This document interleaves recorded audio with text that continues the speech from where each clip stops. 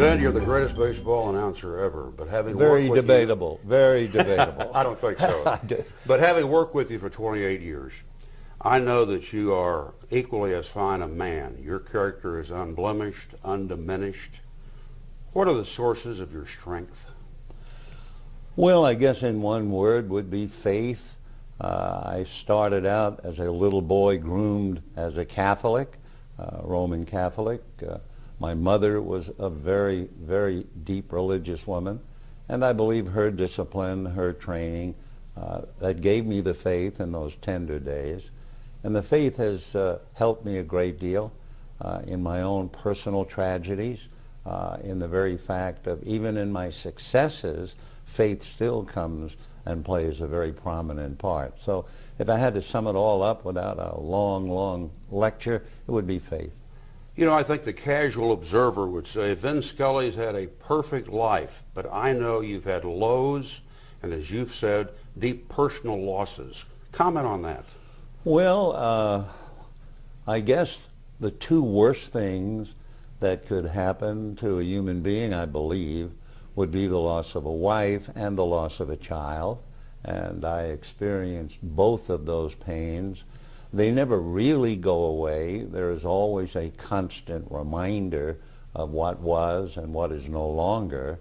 Fortunately, in the depths of despair, God was kind enough to give me my wife, Sandy, our children, our 16 grandchildren, and plus the fact that He's allowed me to do what I love to do, and He has given me the health and the longevity to do it all these years. So again, we get back to faith and the gifts that I've been given to pretty much pull me out of what would have been a pretty despairing life.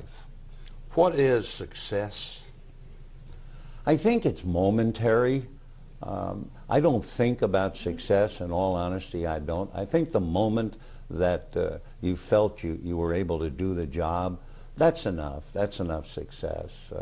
In fact, I remember reading about Napoleon, and Napoleon's biggest problem was he never knew when to stop. It was one success, another success, until finally he pushed the envelope and he was defeated and lost everything. So somewhere in there is a lesson for all of us thinking about success. With all the honors you have received, what keeps you humble?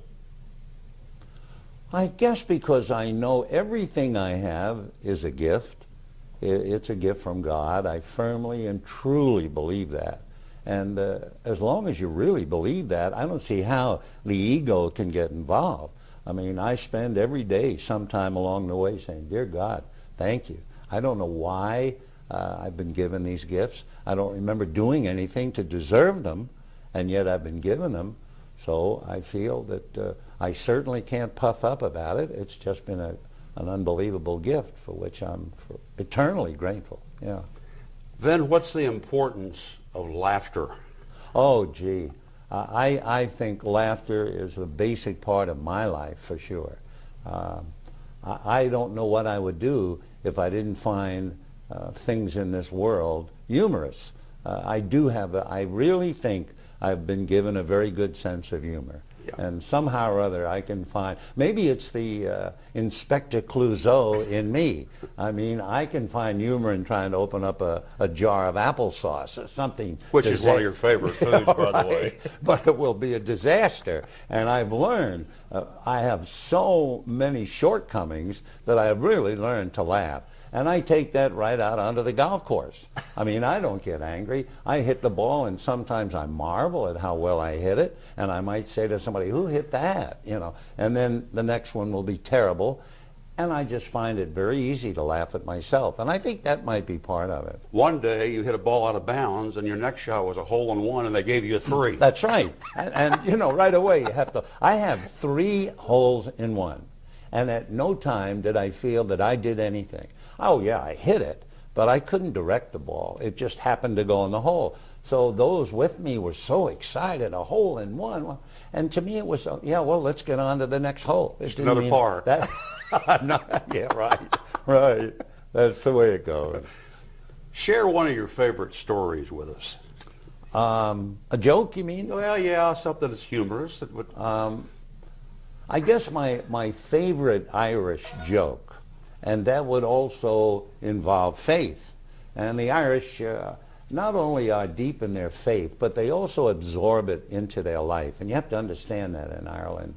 And I guess my favorite Irish story is it's sunrise, and there's a very small town, and little whitewashed homes, thatched roofs, wisps of smoke coming up out of the chimney, the dew is on the grass, and coming down the country lane is a priest in a little donkey cart, clip, clop, clip, clop, clip, clop, clip, clop. And just as he approaches one of the small houses, a door opens and children come flying out. Typical Irish family, 7, 8 children with a distraught mother hollering instructions to each one, pull up your socks, put in your shirt, comb your, you know. And they go running on laughing to go to school, and she's up against the door exhausted, and the priest comes over and he says, Margaret, he said, I know that being a mother of a large family is a problem, but when things get difficult, when your nerves are frazzled and your temper is short, I want you to think of the Holy Family. And she said, yes, Father. And then the priest got back in the donkey cart, clip, clip, clip, and she watched him going down the road, and she said, the Holy Family, them and their one. So that's the way the Irish take the faith, and that's one of my favorite stories. I'll tell you one of my favorites Good. that you've told me. 1956, you get a chance to go to the Vatican and meet the Pope. Oh, yeah. Oh, which, again, is another great humbling moment. And normally it'll take me too long to tell a story. But in essence, I'm there with 9 other people, that's all. And Ralph Branca, a Dodger pitcher, and his wife Ann, and myself, we have traveled around the world. And so we're in a U, and His Holiness comes in, and he turns, it's well staged, and they take a picture. And then he began to speak to the people. And he spoke in German, in French, in Italian, naturally, and he just went around the U. Now, they had told us not to speak to him unless he spoke. And my mother had said, please memorize every single moment. I said, sure, Mom. So he came to Anne, and she spoke, and she said, would you bless our family, Your Holiness, which he did. And he then turned to Ralph Branca, the pitcher, and said, where are you from, my son? And he said, I'm from the Bronx in New York. Oh, I know it well, because he had been at Fordham. And then he moved to me, and now this is going to be the moment that I'm going to tell my mom all about. My hands are a little moist, and my legs are trembling a little bit, and he looks at me and he said, are you with them? And I went like that, and he moved right on. And I left there, and I thought, just how humbling can that be to have him say, are you with them? So there you go, same old story. I have never seen you rude. I hope not. What is your relationship with the fans? I believe it's very good. I love people. I think that's, you know, I enjoy doing the game, but I really enjoy all of the surrounding things that go with it.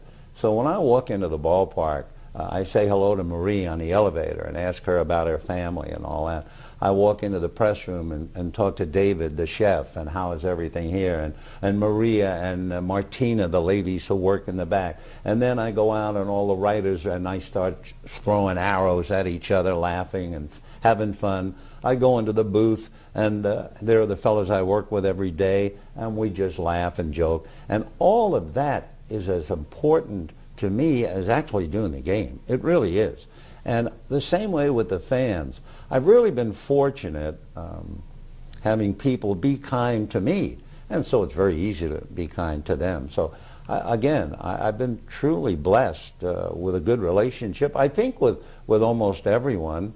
I hope, anyway. Yeah. I've heard you say many times, as long as I continue to get goosebumps when I watch the game, I'm going to stay with it. Yeah, that's really my barometer, I think. You know, it can be a long year, as you well know, and it's day after day. It's a grind, although not as much of a grind now for me as it used to be.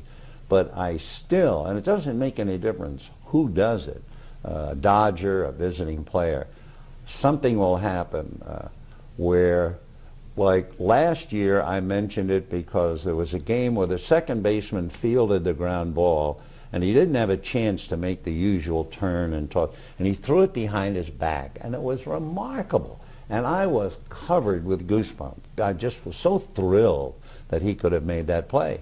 And then the other night we were playing, and the third baseman made two remarkable diving, smothering catches on a ball that should have gone down the line. And there they were again. And I thought, you know what? It's still inside of me. I'm not manufacturing them out of my brain. It just automatically happens. So I guess that's still my signpost, that as long as you feel emotionally involved that way, and with the blessings of my wife, I think most people forget, and they shouldn't forget. But anyone involved in baseball, and your wife Lynn knows, when you're involved in baseball, your wife spends an awful lot of time alone. We have 16 grandchildren. We have 5 children, but at 5, 6 in the night, they're busy with their own lives and their own children, and my wife is having dinner by herself in the kitchen. And it's a great sacrifice. So one of the things that kept my decision going and making it easy is where Sandy said, look, you still love it, and I want you to continue to love it as long as you do. The day that you don't think so, then you should pack it in, you know. Or the day, and she's a good critic, sitting home watching the game, and if she said, you know what, you're losing it, I've got to pack it in right away. Yeah. But until then, the goosebumps are what work. I figured it up. But my 28 years with the Dodgers, I was away from Lynn for 9 years. Yeah, there you go. And you go way more than that. Yeah. It's, in fact, that's something I don't do. I would never do what you did, because that would kind of depress me, and I don't want to do that. What was it Satchel Paige said? Don't look back. They're Something's gaining on you. You. And I'm not going to look back. It's onward and hopefully upward. Then giving back and helping people have been a large part of your life. A lot of that's been anonymous. You've done so much gift-wise. I just want to deal with 2 particular areas I know of with you. Retinitis pigmentosa and the St. John's Hospital in Santa Monica. Can you dwell on those? Well, the retinitis pigmentosa, I really inherited by marriage with Sandy. It has plagued all of the men in her family, going back to her father, all of her brothers. What happens is your peripheral vision begins to shut down. You also have a lot of trouble adjusting from bright light indoors or vice versa. You know, when you go in the movie theaters from a bright afternoon, it takes you a little while to even see the chairs. Well, they go through that, and then the eyeball begins to lose all of the peripheral vision until they're looking through straws. And you might say, well, okay, but the straws are not necessarily straight on. They could be that way, this way, and now they're having a lot of trouble, and it's brutal. And so, in a sense, perhaps it was God's plan that I should get involved with a woman whose family has that problem. I must say we have not done nearly as much anymore, but we did a lot more than we do now. And the other is St. John's. We try to contribute to various charities, and please don't make it sound like I'm a big deal doing this. I really don't mean that. But the hospital, the way I figure, services more people in more areas than I can possibly help going with little donations to 500. So that's why basically we've tried to help both areas anyway. Mm-hmm. Yeah. 2 more questions. Sure. This is a show called Real Sports Heroes. Mm-hmm. To you, what is a real sports hero? I think the de-emphasis is on the word sports. Just because a man paints a house, he's not going to be a real painter hero. He's either going to be a real hero or not a hero. So the fact that he's a painter doesn't mean anything. To me, it's the same thing. The fact that he's a ball player and very successful, or a football player, or a basketball player, that's very nice. What it does, it gives him a major opportunity to be a real hero. And so I always quantify that by saying, never mind sports, it's the hero. And we all know what a hero is. The real hero to me is the one who truly does something wonderful, but doesn't believe he's a hero, just believes that he was handed the opportunity by a greater mind than his to do whatever he did. Most of the wartime heroes, the fellows who put their lives on the line, they say that they weren't thinking about being a hero. Most of them, certainly on the ground, the Marines, the Army, they always thought of the guy next to them. My buddy, I want to make sure that nothing happens to him, and if he gets hurt, then I want to protect him. And those are the ones who are the heroes. They've been given this special opportunity. So, yeah, that to me, a real hero, and I just kind of forget about sports. And a two-part question for you. What has baseball meant to you, and what has baseball meant to America? Well, to me, in looking back over these 60-some-odd years and what I've been able to do for my children and grandchildren and continue to do, baseball has been a huge opportunity for me, number one, to express myself.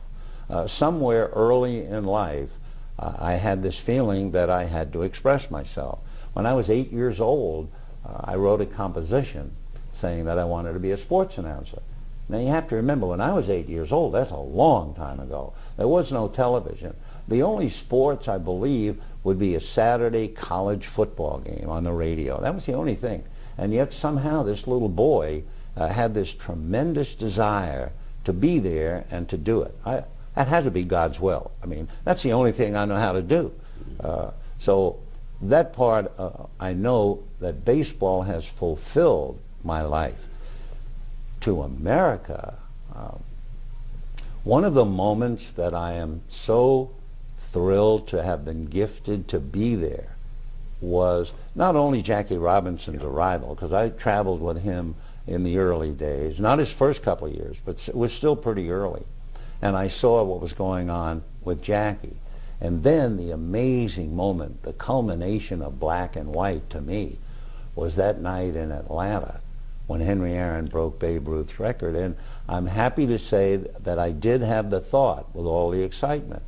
And I said, what a great moment it is for Henry and his family and for the Braves and for Atlanta and for baseball. But what a greater moment for America that a black player would be idolized in the Deep South for breaking the record of a white icon.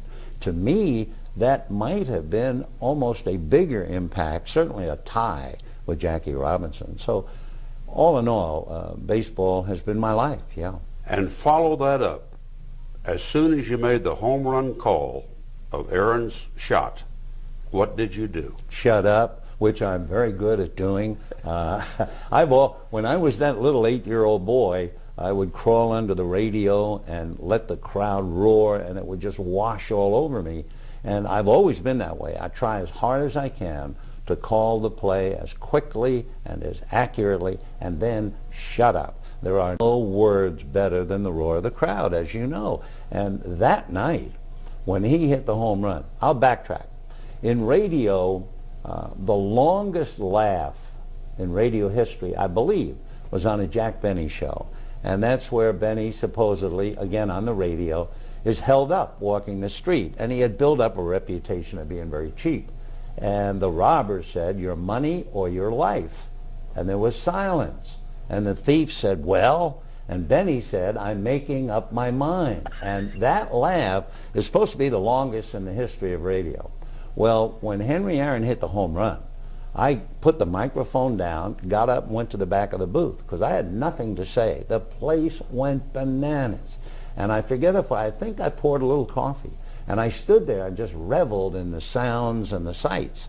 And I've timed it since, and it's about 1 minute and 24 seconds without a word spoken. Now, that's a long time on radio, but I had nothing better to say. And it also then gave me a time to calm down and think and then go back and talk about the importance to America. So silence is the best of all. One of the favorite sayings that you gave me one time, less is more. Oh gosh, and don't we all live by that really? I mean, the more we get, in retrospect, we think, less might have been better.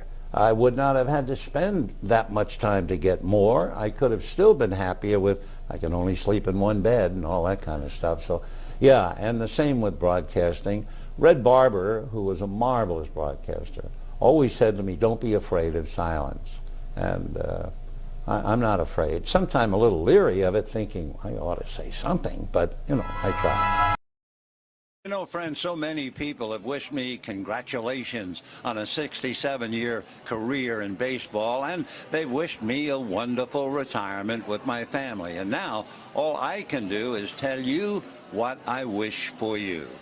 May God give you for every storm a rainbow, for every tear a smile, for every care a promise, and a blessing in each trial. For every problem life seems a faithful friend to share, for every sigh a sweet song, and an answer for each prayer.